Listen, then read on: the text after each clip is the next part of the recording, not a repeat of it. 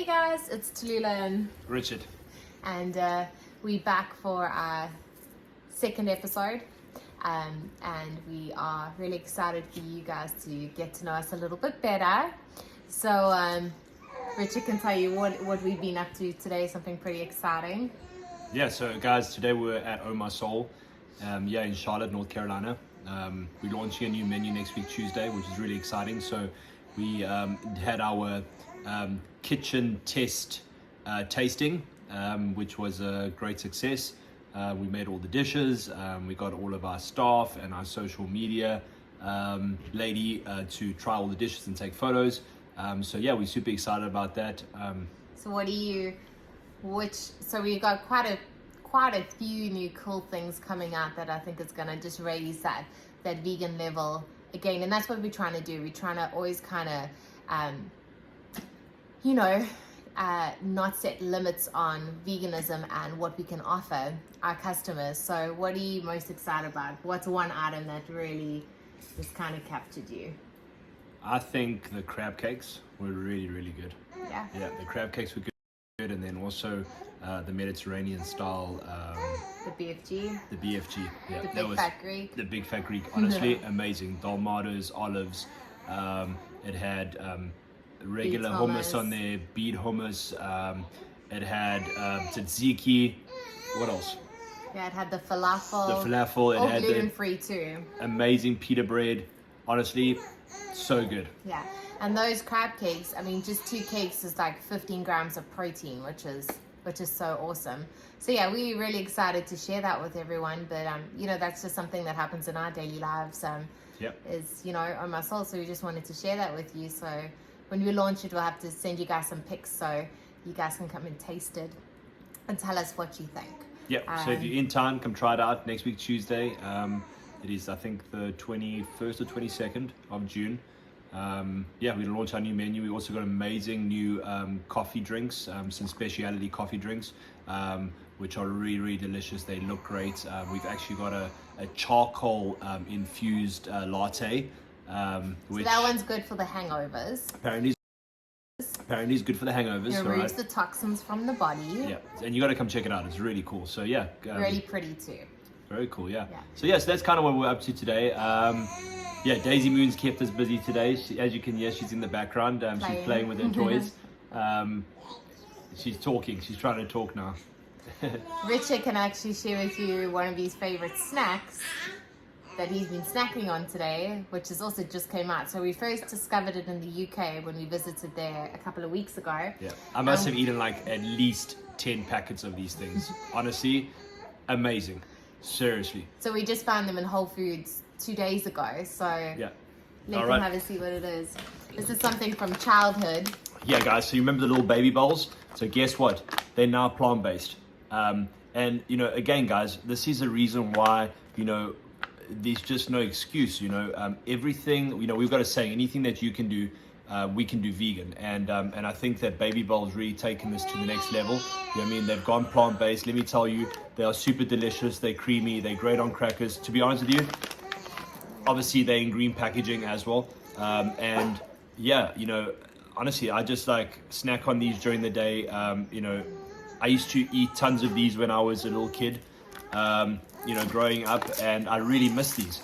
So I was really, really excited when I actually found these guys in the UK. I actually found them at Sainsbury's originally in the UK, and then and then in Whole Foods. I went online and I was like, oh wow, they've got these at Whole Foods. So I ordered like 3 packets. They only had 3 packets in stock, so I took every single packet they had in stock. So it's still got the wrapping, so you still pull it Yeah. like that, and then you pop it open, and there it is. Yeah, I'll have that one. So good, guys. Delicious. It's creamy, actually so really good. creamy. Really. You don't want it? It's fun. So I I like think sharing one of it. the hardest things that most people struggle with going vegan, and I think especially with Rich, it was, one of the main reasons, is cheese. People love cheese, and, if you dive into it, it's actually because cheese is addictive. Casein, the protein, it's addictive. So people don't realize it, but, they'll say, like, I just can't go without it, and it's actually,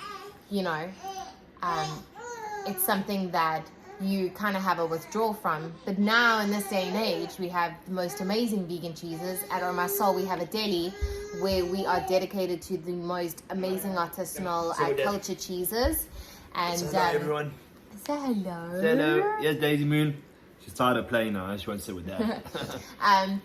Culture cheeses that we get from upstate New York and actually all over, but from blue cheeses to smoked cheddars to Goudas to what's your favorite, Rich? Brie, Camembert, pimento cheese, blue cheese, guys. I mean, we've got these are a combination of blue cheese and smoked cheddar that they actually put the blue cheese inside the smoked cheddar, so it's kind of like infused inside the smoked cheddar. It's super delicious. Mozzarellas, camembert is like amazing. So we do cheese boards and cheese flats and all that cool thing, and I think that is one of that is one of the kind of biggest jaw-dropping things at Au Ma Soul is just how exquisite the cheeses are.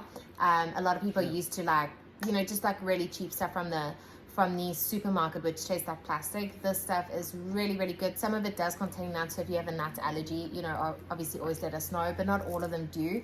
But just the passion and the creativity that goes into them, it's just out of this world. Like, especially as a cheese lover, you would truly, truly appreciate just how amazing these cheeses are. And if you go into our social media, we often post about them.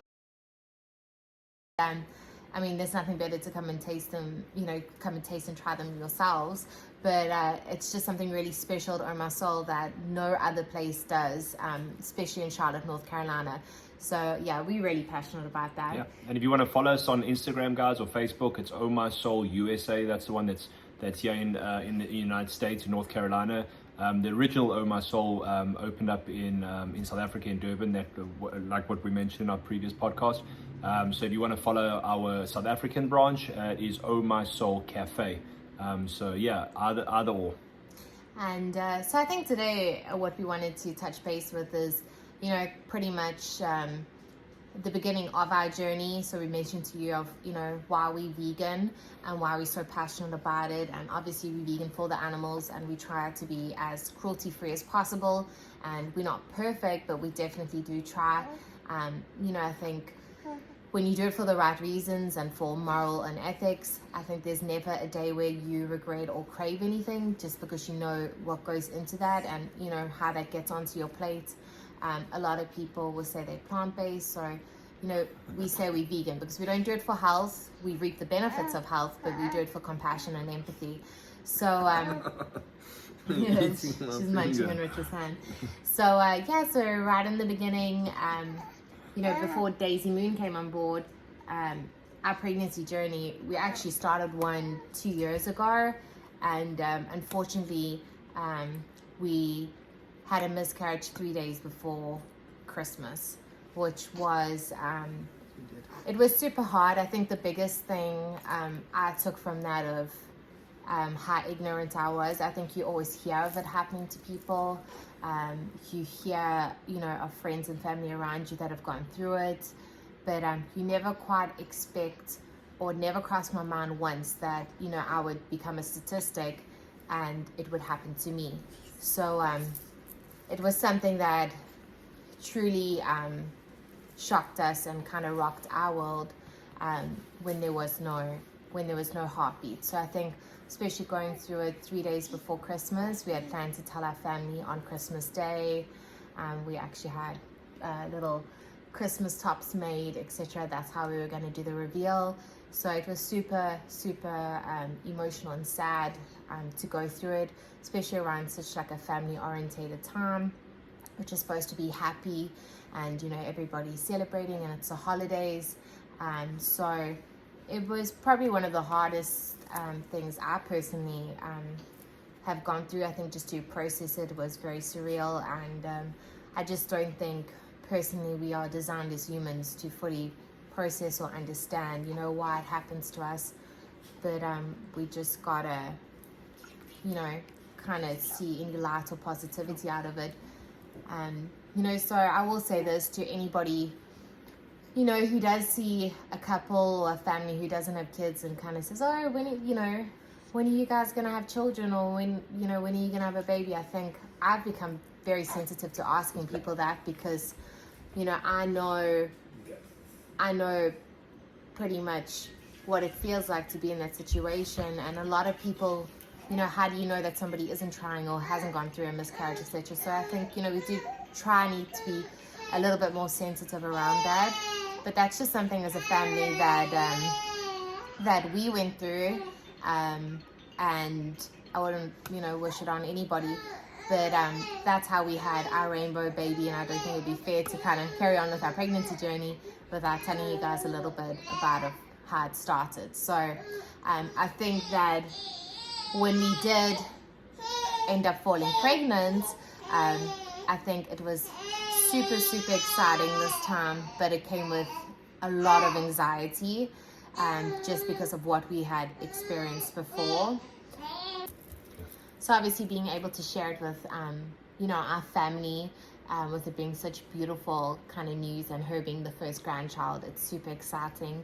So, you know, you have to get a little bit creative. So we had to do it over FaceTime, but nonetheless, it was really special. And I've got a little bit of family in North Carolina, so my brother and sister-in-law and close friends, and we managed to do something really cute and special with them.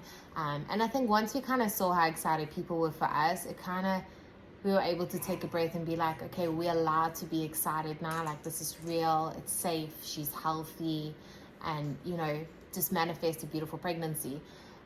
But, you know, in the beginning, that first 12 weeks probably felt like the longest 12 weeks of my life.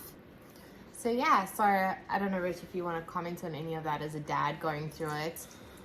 Yeah, I think, you know, it's tough for any family to go through something like that. It was obviously, you know, traumatic. You know, it's a process. You can't describe it to anybody. You know, it's obviously it's a huge loss. You know, I mean, it's something that you look so forward to, and news that you wanted to, you know, share with your family, and, you know, it's super exciting. And then all of a sudden, from, you know, such high and positive and all these plans that we had to such a low, and it just shows you again that, I mean, you know, don't take anything for granted. You know, your life can change overnight, and that's why I think it's important that, you know, we just stay positive and be kind. You know, I think I've learned that along the way, is that nothing's guaranteed. So yeah, that was it was definitely a real low in our lives, and, you know, we had to support each other to get through it, and I'm glad we did. But it took a while before, you know, we were able to plan for Daisy Moon, because you know, you just can't just move on from something like that. It takes time to heal and to actually, you know, get your head around it. But yeah, you know, we're just very blessed that we have Daisy Moon here today. So do you want to tell everyone, so just a little bit of how it went when we found out we were pregnant, up until that first appointment, you know, when we were going in, before we knew, you know, everything was going to be okay?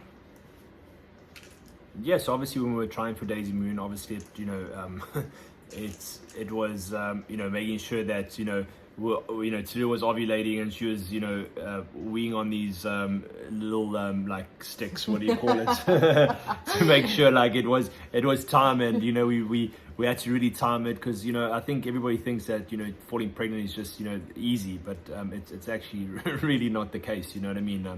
I can see why a lot of people struggle to fall pregnant. So yeah, you know, you know, when Tula told me the news, obviously I was You ate a lot of kale salad. I was super excited. Yeah. Well, that's apparently yeah. That's one of the things to ensure that you're good to go, is eat a lot of kale salad. So I do love kale salad. We make an amazing kale salad at Omar Soul. So if you ever had Omar Soul, come try it. Our kale salad. It's one of my favorites. It's got a little bit of spice to it. And obviously, you know, having you know, finding out the news about Tula being pregnant with Daisy Moon was, you know, so exciting. I was obviously over the moon. I was ecstatic. You know, I was just really, really happy. But obviously at the back of your head, or you know, you always have this thought about, you know, what happened previously, and, you know, and we obviously had to wait, you know, I think it was 6 or 8 weeks before we could, you know, go to the OBGYN for the first appointment, to make sure that, you know, that Daisy Moon, you know, was healthy, and that everything was fine, and that there was a heartbeat, basically.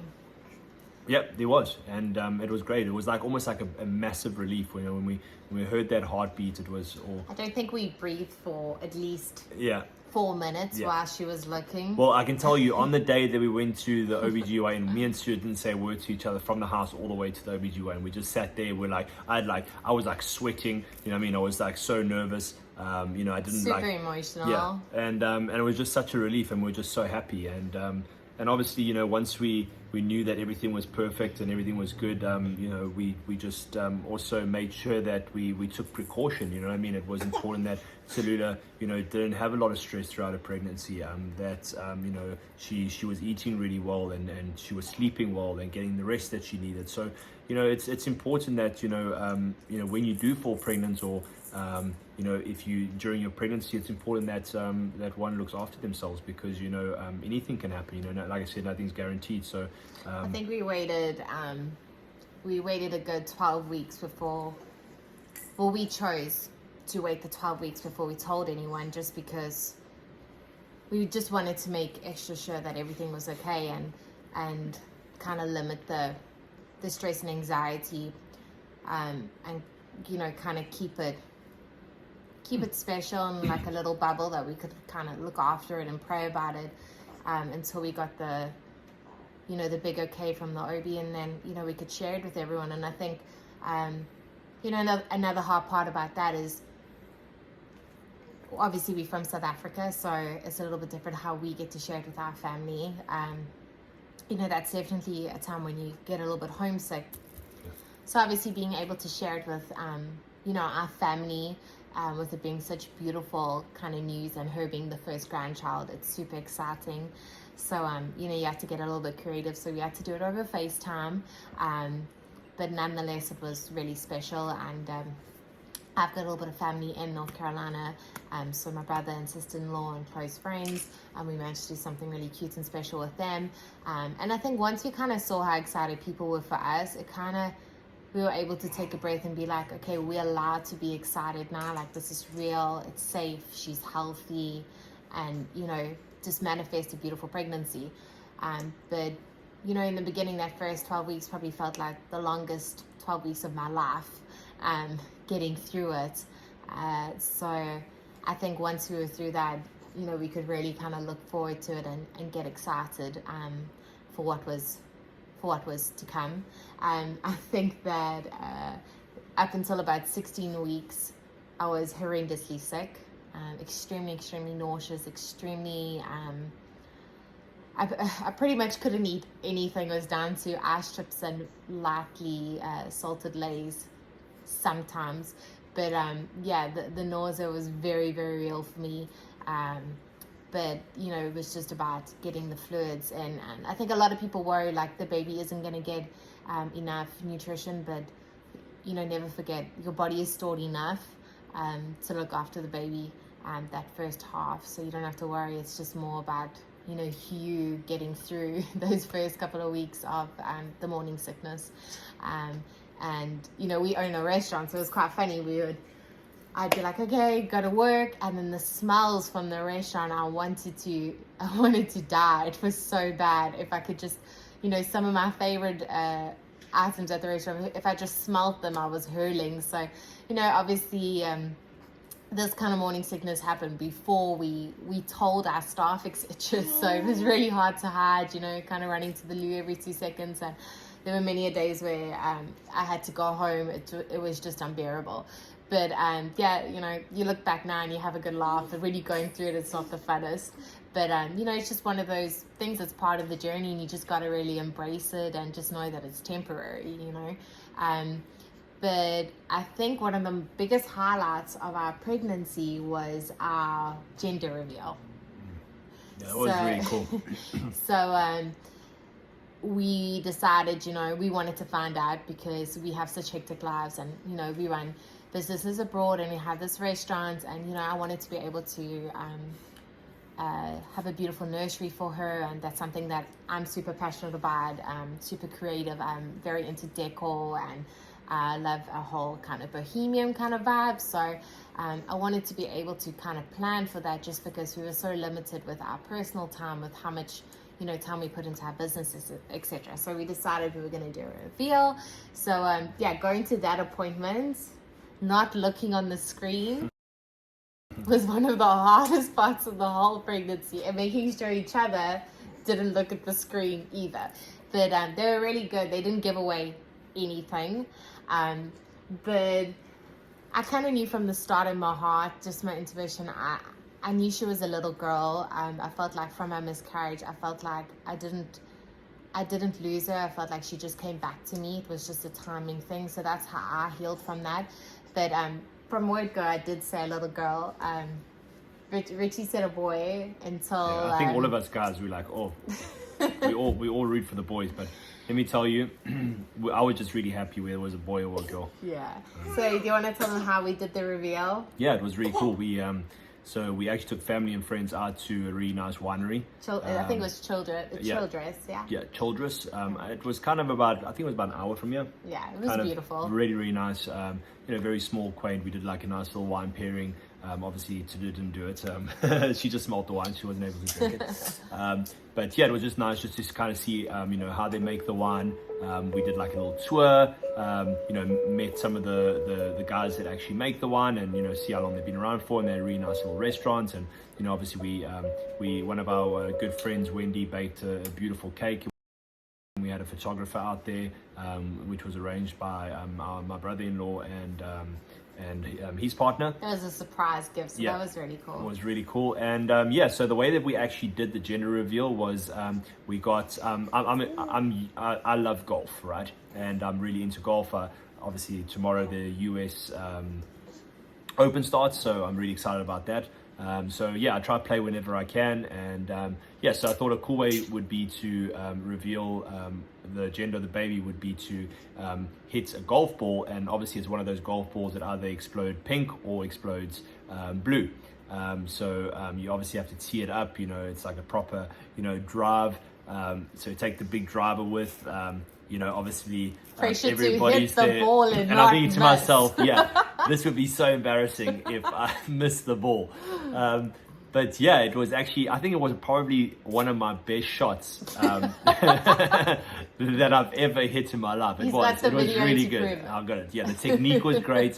Everything was amazing. So well, first the grass was a bit high. Yeah. So we had to stamp it down. We had to stamp the grass down, get a bigger tee so that kind of the ball was like really teed up, and yeah, it was really fun. It was a really cool, exciting way to kind of do the gender reveal. And we had some family on FaceTime so that they could be a part of it. Yeah, my sister in South Africa was on FaceTime. My brother in London, my mom back in South Africa. Yeah, it was really cool. Yeah, there was a lot of family on FaceTime, a lot of family and friends that were there, so it was a really cool. Everybody had put their bets in, boy or girl. Yeah.